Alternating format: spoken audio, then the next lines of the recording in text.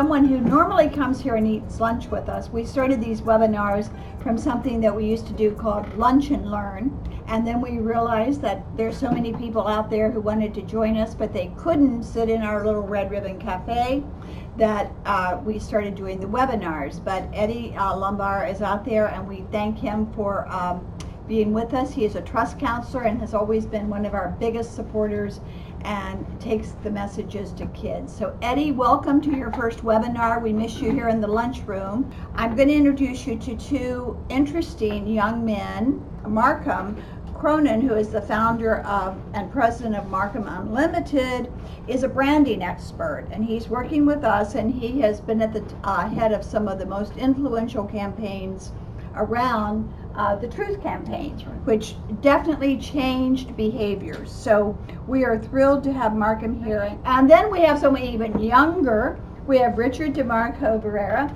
who is, he is really a high-tech entrepreneur. He does all kinds of interesting things in his agency where he is teaching us, and hopefully will teach us even more, how to reach out to you with content marketing that you want, which is always a interesting challenge because we have things we want to tell you, but you only hear the things you want to hear. So we are thrilled that he is here, and his dad is on our board of directors. And so why do we want to harness parent power? Is to raise healthy, drug-free children, to launch responsible, productive members of society, to have a happy family. Who wouldn't like that?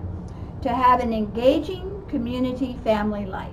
It's important for us very often to sort of detach ourselves from the things that we know and believe and try and look at the world through our kids' eyes for a minute, because some of the things that they're exposed to every day are things that we don't even realize the extent to which influence them, like, for example, social media, or very often in these conversations we talk about, hey, well, when we were kids we didn't have cell phones. Well, guess what? Our kids all do, and they're attached to them, and they are these little leashes that attach them to the world. When our oldest son turned 18, we couldn't believe he didn't care about getting his driver's license, because when we were kids we couldn't wait to drive.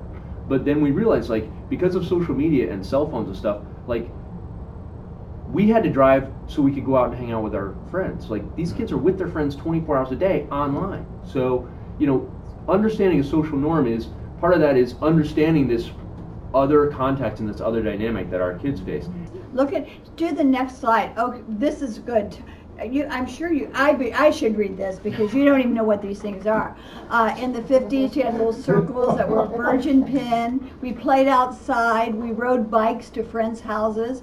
We stayed at home. We had stay-at-home moms. A milkman. How many of you ever had a milkman? See, we had a little box outside. The milkman put the milk in the door. Our milkman was named MacArthur, and we had to visit him in the Publix. And we had to pick his product. There was a milkman. There was a little this tin was a box little by the back milkman. door. You had a milkman? Yeah. Wow. Yeah, we had milkman, and even I was from the country. We even had an egg person who delivered eggs. Eggman. A fear of nuclear war. But now talk about.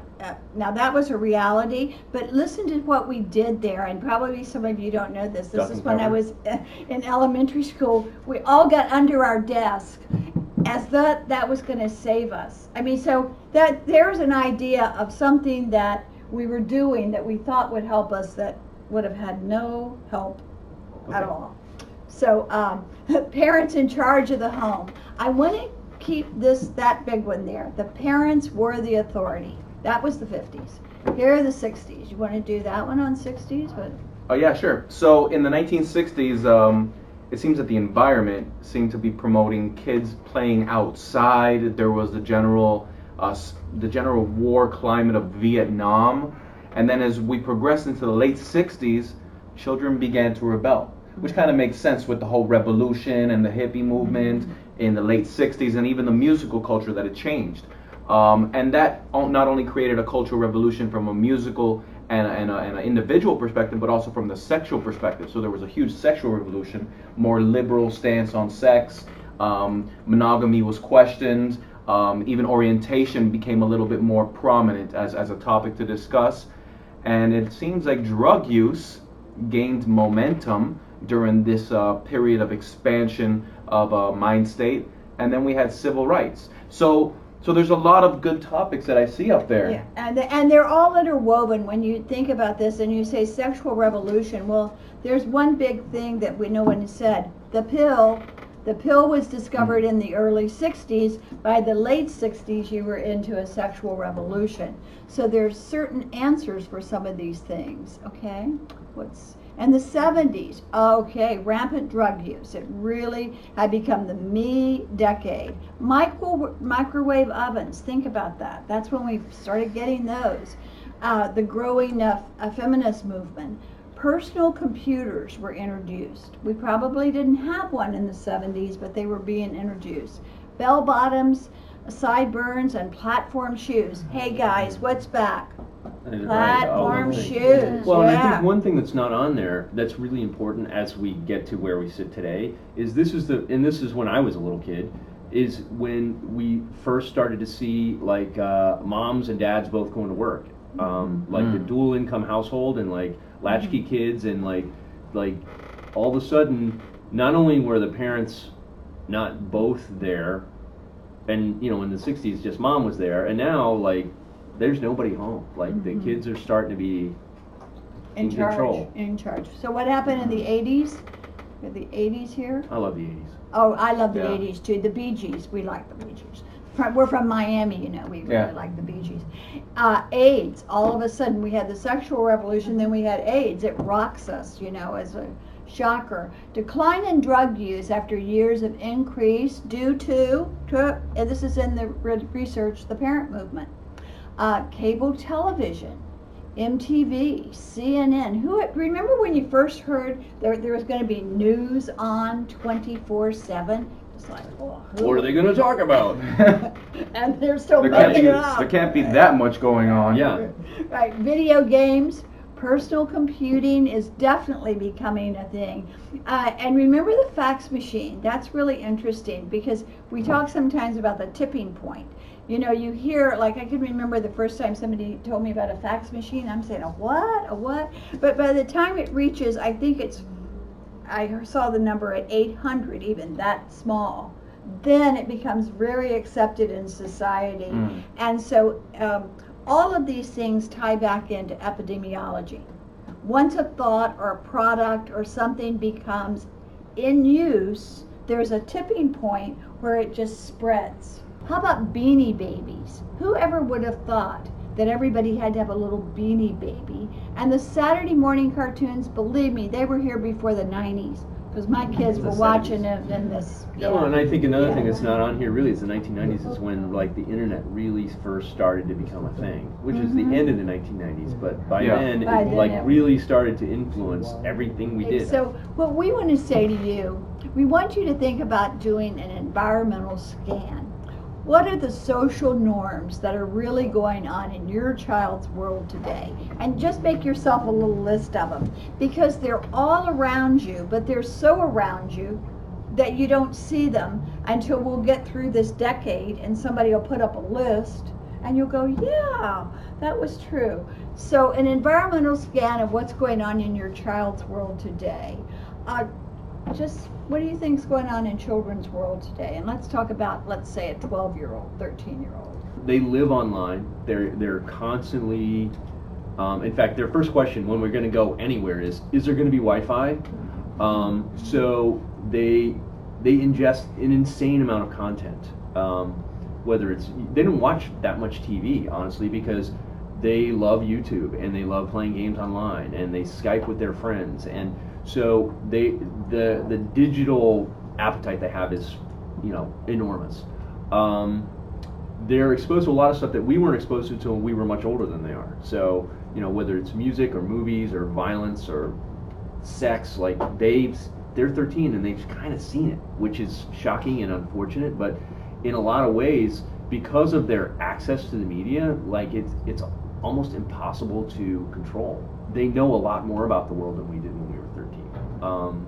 They're much more socially aware as far as stuff like recycling and global warming. And as parents, it's very important, and it's hard for us to control that, and we do enforce like unplugging because you have to. Because when I was 16 years old and I started DJing when I was in high school, things progressed very rapidly, and I actually got a lot of opportunities to DJ in clubs at 16, 17 years old.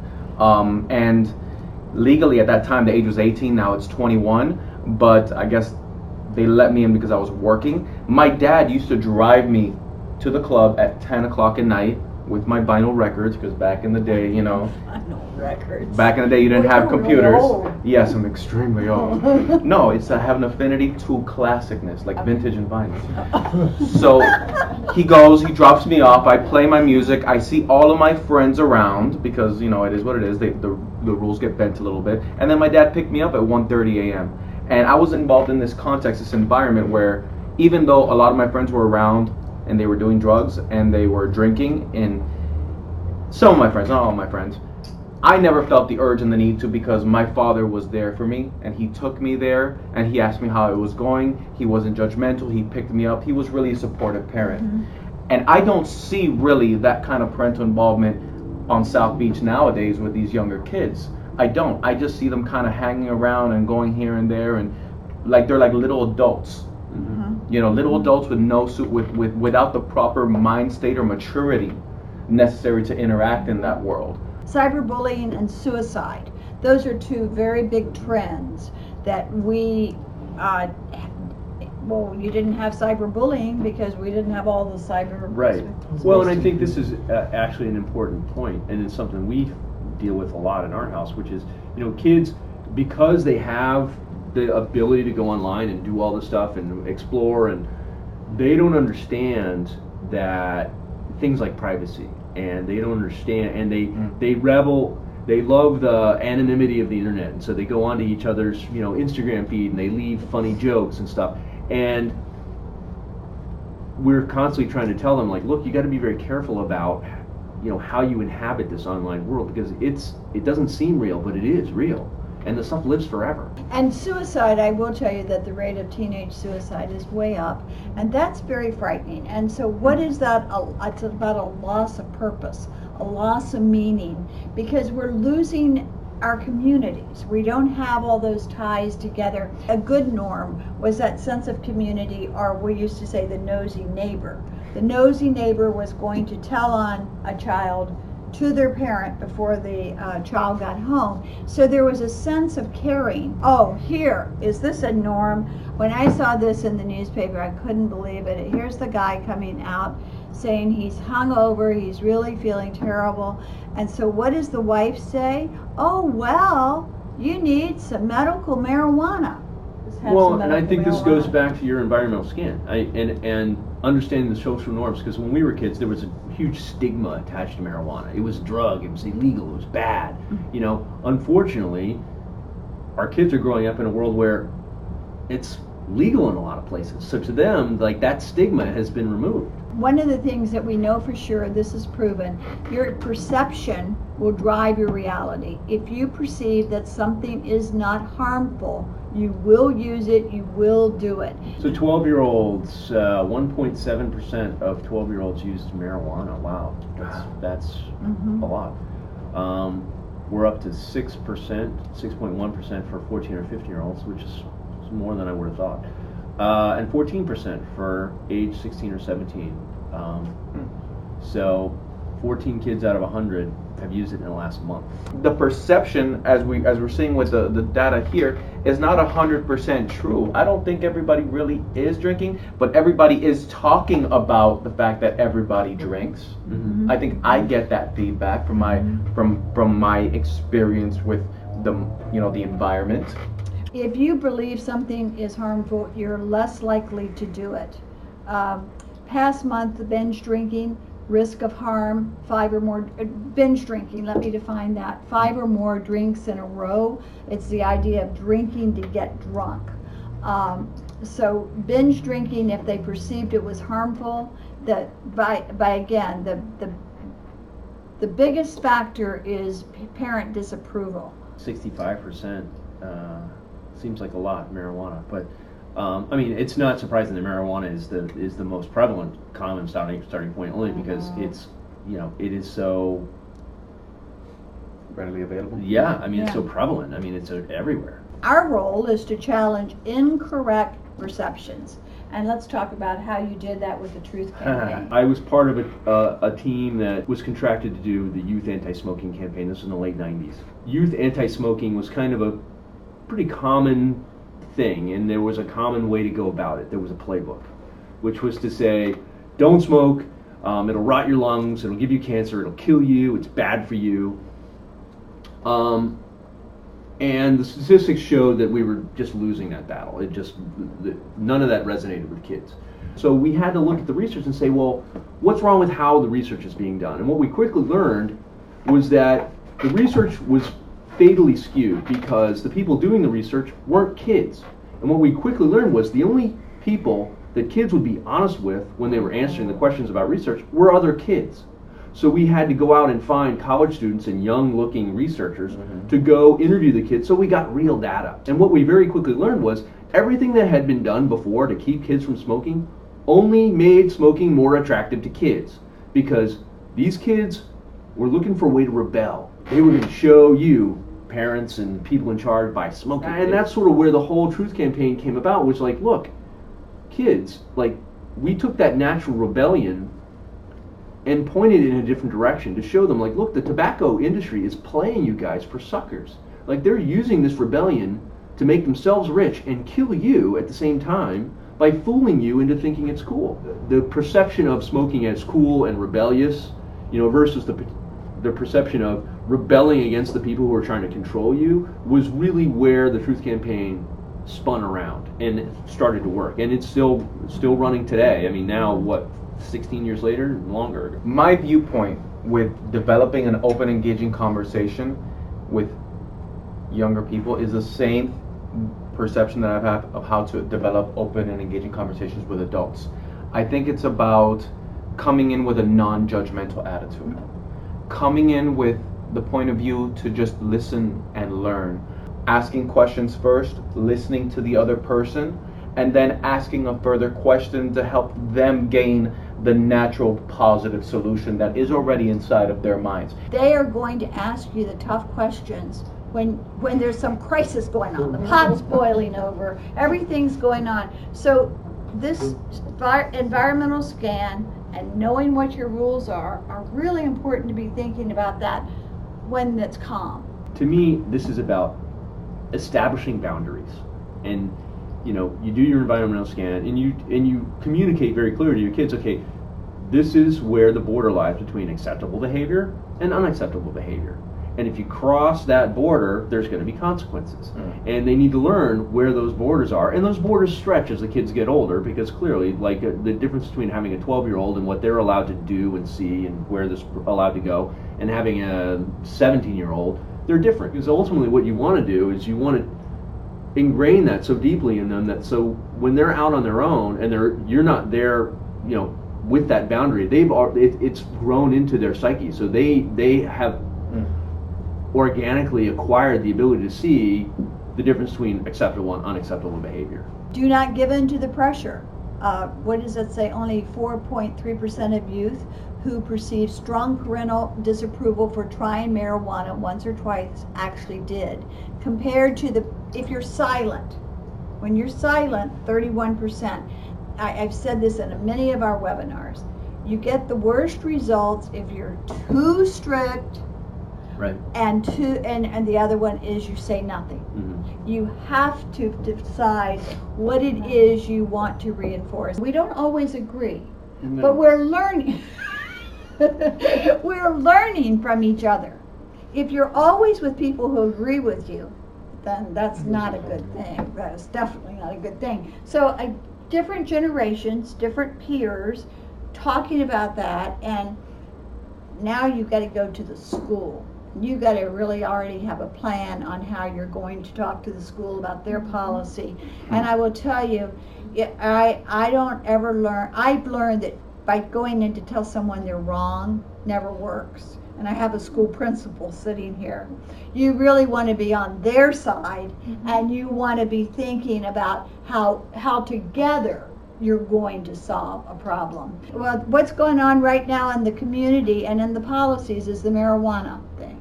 And they're winning, folks, because we're not verbal. We're not out there. We're not in your face. We're not like crazy about it all. Okay, so it says focus on policies, which is what Peggy was saying about public policy, public opinion, what we're discussing, but really, where's this discussion coming from? Is there another party that's kind of driving a certain push towards a certain side of that policy? It says policies shape behavior. The school environment shapes behavior. After all, if you're at work and your child is in school for 6 to 8 hours, I mean, you're talking about almost 50% of the waking day of the child, you know, and your school is your partner in raising that child, you know. So really going in and coming up with a collaborative experience with your educator, with your school system is huge.